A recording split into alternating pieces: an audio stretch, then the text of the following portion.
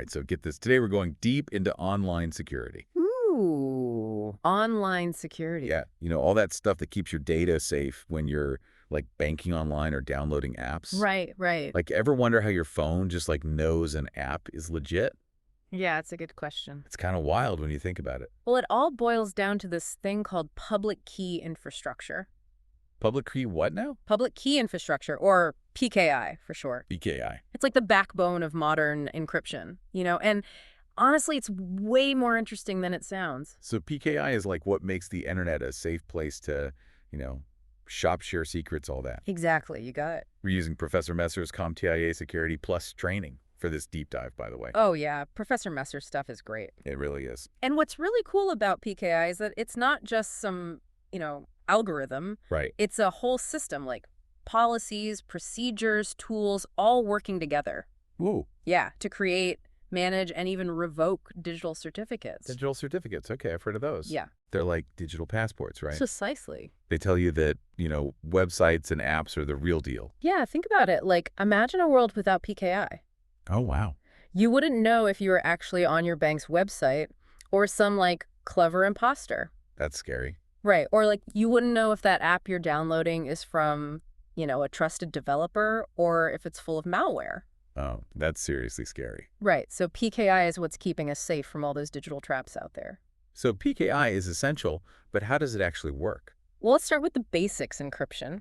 Okay. You've probably heard of, like, the classic, secret key encryption. Yeah. The kind you see in spy movies. Oh, yeah. One key locks it, the same key unlocks it. Exactly. Like that scene in Mission Impossible where they're, hanging from the ceiling trying to swap computer chips. Uh-huh. Yeah. One wrong move, and the whole mission is toast. Exactly. That's symmetric encryption. Symmetric encryption. Okay. Simple enough for a single message, right? Right. But imagine trying to use that system to secure communication between millions of users and devices. Oh, my gosh.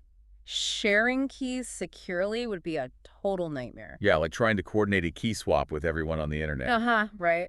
Total chaos. That's a good image. So that's where asymmetric encryption comes in. Asymmetric encryption. Yeah, this is a real game changer. Okay, I'm intrigued. It uses two keys, a public key and a private key. Okay. The public key is like your open mailbox. Anyone can use it to send you stuff. Okay. And the private key is only for you to open that mailbox and read your messages. So anyone can use my public key to send me an encrypted message. Exactly. But only I can decrypt it with my private key. Right. No more messy key swapping. Exactly. No more key swapping headaches. I like it. Professor Messer uses this example of Alice and Bob trying to send secret messages. Alice and Bob, the cryptography classics. Yeah. I remember those guys. So anyone can send Alice an encrypted message using her public key. Okay. But only Alice with her private key can unlock it.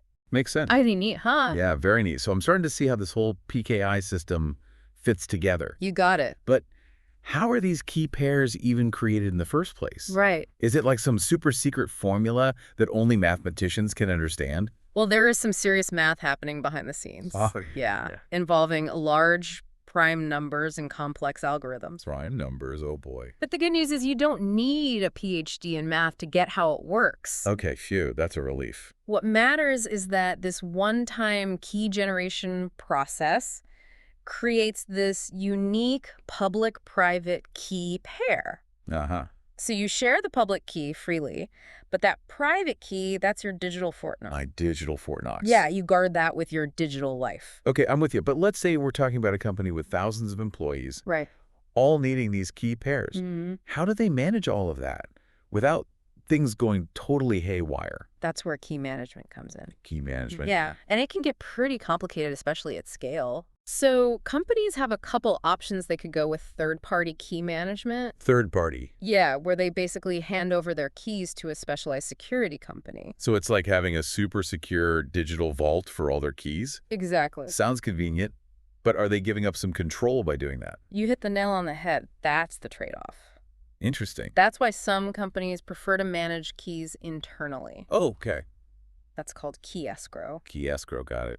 But even then, there are challenges. Like what? Well, like what happens when an employee leaves the company? Oh, yeah, that's a good point. Right. How do they access the data associated with that employee's key without compromising, overall security? Yeah. That's a tough one. Right, it's a balancing act. Sounds like key management is one of the biggest challenges in the world of PKI. Absolutely. It's this constant back and forth between security and accessibility. I see. And that's one of the things that makes PKI so fascinating to explore. I'm ready to explore some more. We'll get into more of that after the break. Okay, so we've talked about keys and encryption, Right. but how does all this stuff actually play out in the real world? Like when I'm on the web or downloading an app, how's PKI protecting me? One of the most common ways PKI is used is through digital certificates. Digital certificates? Yeah, they're like little badges of trust that let you know a website or app is the real deal. Okay, so like when I see that little padlock icon in my browser next to a website's address, Yeah. that's a digital certificate. That's it. That padlock means the website has been checked out by a certificate authority. A certificate authority. Yeah, or CA for short. CA, okay. They're like the guardians of trust in the whole PKI world. So it's like a background check for websites. Exactly. But how do these CAs actually verify a website's identity? Right. Do they send out investigators to knock on doors and check paperwork? Haha. It's a little more high-tech than that, thankfully. Okay. They use a combo of automated checks and manual reviews. To make sure everything's legit, they'll look at things like domain ownership, business registration, even the company's physical address. Wow. So they really do their homework. They do. So if a website has a valid certificate from a CA, I can be pretty sure it's not some shady operation trying to steal my info. Exactly. It's not 100% foolproof. Yeah. But it makes a huge difference. Okay, good to know. Digital certificates are one of the best ways we have to protect against phishing attacks. Phishing attacks? Yeah. You know, where hackers try to trick you into giving up your login info on a fake website? Oh, yeah. I've seen those phishing emails. They can be really sneaky. Exactly. They can be very convincing. So PKI is helping to keep us safe from those scams. That's good to know. It is, and it's not just websites. Really? Digital certificates are used to verify all kinds of things like software emails, even devices. Wow. Yeah, so when you download an app on your phone, Yeah. PKI is making sure that app is from a real developer and hasn't been messed with. So my phone's using PKI to protect me from downloading malware, disguised as like a harmless game. Exactly, that's right. That is reassuring. And when you send an email with a digital signature, it's PKI that guarantees the email really came from you Oh, wow. and that it hasn't been changed along the way. So it's like a digital seal of authenticity. Exactly, a digital seal. This is amazing. PKI is everywhere. It is. It's like this silent guardian of the digital world. I like that, the silent guardian. But if it's so important, are there any downsides? Well, we talked about key management, Right. but there are some other challenges too. Okay, like what? One big one is scalability as more and more people and devices connect to the internet. Yeah, Managing all those certificates and keys gets really tough. that makes sense. It's like trying to herd a room full of digital kittens. Uh-huh. I can picture that. They're just all over the place. A room full of digital kittens. And what about security? Is PKI vulnerable to hacking? Oh, that's a good question. Well, like any security system, PKI isn't perfect. Right. Hackers are always looking for new ways to break in. They are. But the good news is that PKI is always evolving to stay ahead of the bad guys. That's good to hear. It's like a constant arms race. It is an arms race. So let's say a company wants to implement PKI. Right. What are the steps involved? Is it a complicated process? Well, the first thing they need is a clear PKI policy. A PKI policy? Yeah, like a blueprint for how they're going to use PKI. Okay. It lays out their security goals, what kinds of certificates they'll use, how they'll manage keys, all that stuff. So it's like a roadmap for building a secure digital infrastructure. Exactly, a roadmap. Okay, then right. Then they need to choose a certificate authority they trust to issue and manage their certificates. Right, the CA. Some big companies even become their own CA. Oh, wow. But that's a whole other level of complexity. I bet it is. Once they have their certificates, they need to get them onto all their devices and systems. Right. How do they do that? That's called certificate deployment. Certificate deployment. Got it. And it can be a big job. It involves installing certificates on servers, configuring apps, even issuing individual certificates to employees. It sounds like a lot of work. It can be, but the payoff is worth it. So the benefits of a good PKI system outweigh the challenges. For sure, PKI is essential for building trust and security in the digital world. I'm seeing that. It makes sure you're interacting with who you think you are online, that your data is confidential, Right. and that the information you're sending and receiving hasn't been tampered with. So it's about protecting our identities, Right. our data, and the integrity of our digital interactions. Exactly. It's pretty amazing how much we rely on PKI without even realizing it. It really is. It's one of those technologies that just works quietly in the background. The silent guardian? Right. But it's important to understand how it works and what it does to keep us safe online. I agree, and this deep dive has been really eye-opening. I'm glad to hear that. It's fascinating to learn about this whole hidden world of PKI.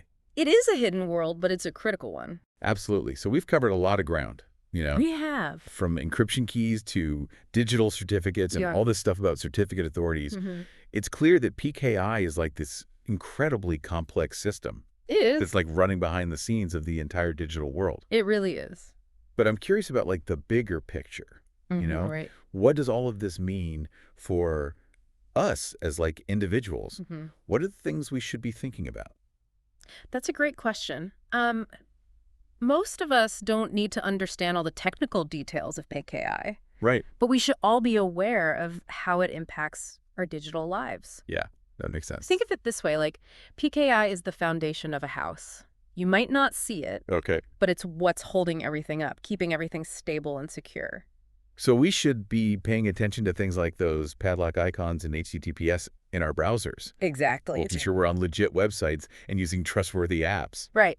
And, as we put more and more of our personal information online, it's really important to at least have like a basic understanding of how that data is being protected. PKI might seem like this abstract techie concept, Yeah. but it really does have a direct impact on our privacy and security online. I'm seeing that now this whole deep dive has been really eye-opening. I'm glad to hear that.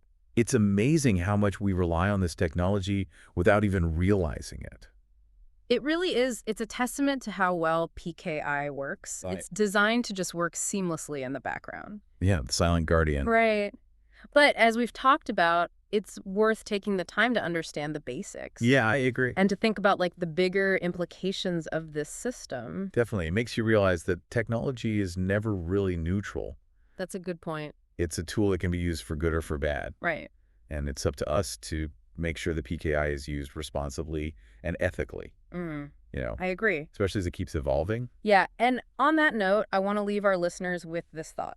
As our digital identities become more and more intertwined with our physical lives, Right. what role should PKI play in balancing security with individual autonomy? Wow, that's a really interesting question. It is. It's something to think about as we navigate this ever-changing digital world. Definitely food for thought. Well, a big thank you to Professor Messer for giving us the foundation for this PKI exploration. Professor Messer's the best. He is. And to our listeners, we hope this deep dive has sparked your curiosity Right. and given you a better understanding of this really important technology. It's more important than most people realize. Yeah, it really is shaping our world in so many ways. Until next time, keep questioning, keep learning, and keep diving deep. I like that, keep diving deep.